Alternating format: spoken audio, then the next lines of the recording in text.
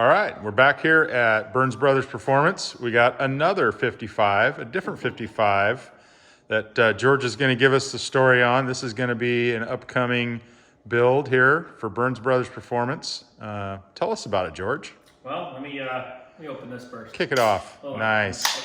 Happy hour. Gotta get lubricated a little bit here. Right. All right, so for once in the Burns Brothers Performance stable, this is actually my personal car. Yeah. You're not building this for others. Yeah, so, well, me and the family.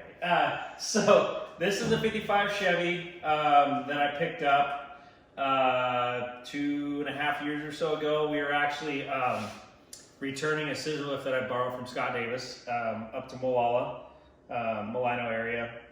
And I drove by a towing yard and there was a 55 Chevy body sitting on 2 pallets with a couple doors leaned up against it. And I was like, whoa, you know? So on the way back, we stopped in there. My buddy Art and I stopped in there and took the number off the door of the tow truck that was sitting there. It was just kind of at somebody's house. And, but there was a bunch of stuff in the lot, so I kind of knew it was their staging area, I guess. So I called the number and the lady said, oh yeah, we just got that in and we're taking bids on it.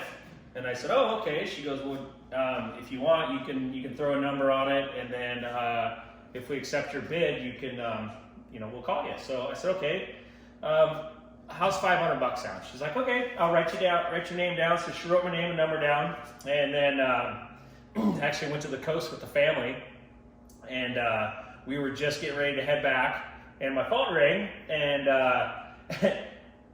I kind of forgot all about it. And my phone rang and she said, oh, this is so-and-so from Area Wide Towing, and we've accepted your bid on the 55 Chevy. I was like, oh, okay. So we went back home and grabbed the car trailer, and the family and I went up to pick this thing up, and literally it was just the body with the doors and nothing else. No frame, no front end, no deck lid, no glass. It actually has bullet holes in it. And it actually is a 55 sedan Bel Air. It was apparently in somebody's barn, and they bought the house, and there were several cars on the property. And this towing company went and removed the cars from the property and resold them. So this is how this car came to be. So I kind of put it out there on Facebook that I was looking for some parts, and Randy Graham came up with a frame and some front end pieces. I actually ended up selling those fenders and got another set of fenders, but just kind of sourced parts here and there. Fred Davis hooked me up with a pair of doors, a deck lid, and a few other components that I needed for the car, some garnish molding stuff. The door garnish moldings are actually from Brett Davis. So this car is kind of a Heinz 57 as far as acquiring parts from everybody. I cut the front of the frame off. It has a 56 Chevy pickup, straight axle underneath it, well, dropped. Hey, a couple things real quick. Shameless plug. Okay. There's a playlist, Brett Davis 55 Chevy, on my YouTube channel. Yeah, there is. He mentioned that's where the window trim came from. Take a look at that low 10-second all steel 55. Yeah, he actually supplied the side glass for it too. So I've kind of pulled in favors from everybody. I'll save the good stuff for last. Well, one more thing. So everybody's got most car guys have a story about a car that got away. You had I had 55 gasser. Chevy, yeah. And I took some time off when my dad was sick, and I took some time off from work. So as I was building that car, I decided that it would be better off to sell that car to spend some time with my dad. So I sold that car for bills and whatnot to compensate not being at work, and that's one of those cars that you just wish you kind of would have still had, but at the time it was the right thing to do. So I sold that car, and I've always wanted another 55 gasser. So this one came about, and it just kind of worked out. It was just kind of fell in my lap, really. I wasn't even looking for one when I bought it. So the wheels are ET 5-spokes in the front. It has ET5 windows in the back. I actually bought the front ones new because I had 10 spokes on it. Scott Fink wanted those, so we bought these instead. And then the back ones actually came from a guy in California who delivered them to my uncle's house, and then he had them shipped up here, so it worked out really well.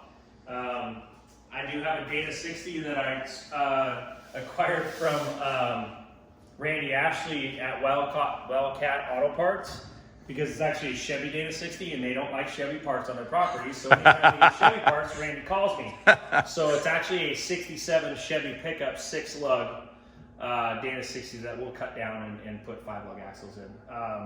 The engine will be a 454. It's actually the engine that was in my El Camino for a season, and in my brother James's Camaro. And you're going with, it's going to be methanol? Yes. Okay. I'll get to that, Dave. All right. Cool your courses there. Are we going to buddy. add nitro? No, just kidding. So yeah, it's going to be a roller cam 12.5 to 1 454. It has factory iron rectangle port heads, and then we are going to be a 4-speed car. The transmission I'm putting in now is just the M20. I'm going to put it in there just to get it on the road, and then we'll upgrade it later with maybe an M23 or something like that. And it'll have roll bar and it'll be raced. It'll be a roll bar. It will be raced. I don't know how. It might be a Riverdale car and just like an exhibition car, like at Woodburn and stuff like that. I don't know how it'll be as far as legality. Who knows where it'll end up, but it will be. Yeah, and just to give the background, so Riverdale is a track up in Toutle, Washington. Correct. It is not an NHRA track. Correct. It's a little bit more lenient. Yeah. I mean, obviously, I will follow my safety protocol that I would normally run in my other cars, but the tech is obviously different up there. So yeah, let's get to the good stuff. So this injection unit, I actually had a 2 7/16 injection unit for this, and my really good buddy Bill G ran this on his Nova for years.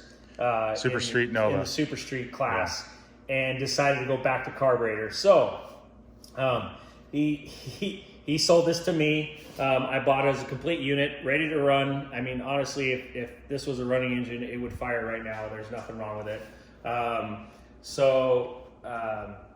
We are going to run it on methanol just like he did. I might throw a little nitro in the tank, just here and there, just to spice it up a little bit. Obviously, I would never make a pass like that, but just to cackle in the pits or something like that would be kind of cool. But so yeah, 454, 12.5 to 1 injected, 4-speed transmission, Dana 60 rear end. Try to stay a low period correct, but make it livable by today's standards with the roller cam and that kind of thing. But maybe someday take it to the March meet. That would be pretty cool. Yeah. That would be fun. I would love to do that. Like I said, if nothing else, I mean, honestly, I'm just really building this car to sound good and do good burnouts, and if it makes it pass down the track, that's just a bonus to me. So it's a low budget car by today's standards. And that's what to me is the best part about it is it's not a high dollar car. So yeah, 55 for $500 these days $500 for it, yes. is totally unheard of. So it's not going to get super straight. It's not going to have an elaborate paint job on it. I say that now. Who knows what the future will hold? But I really just want to get it together. I even want to leave the bullet holes. I don't know if Dave can show you this. It does need a quarter panel. I have to cut that off. What the heck? Run it. I don't want Scott Fink to yell at me for not cutting the quarter panel off. Right. But it does have bullet holes in the side of the car. There's another one actually right here. Nice. And I'm going to leave those. And yes, it was a Bel Air. Running from the police? Or So nice. Yeah, I've sourced parts from many people. Mike Millay helped me out at the beginning and got me some window trim and that kind of thing. We did a trade. And I've since acquired a fiberglass deck lid for it. I'm looking forward to showing you some updates on this one too. For sure. Very cool. All right, well, stay tuned for another project here at Burns Brothers Performance. Thanks for watching.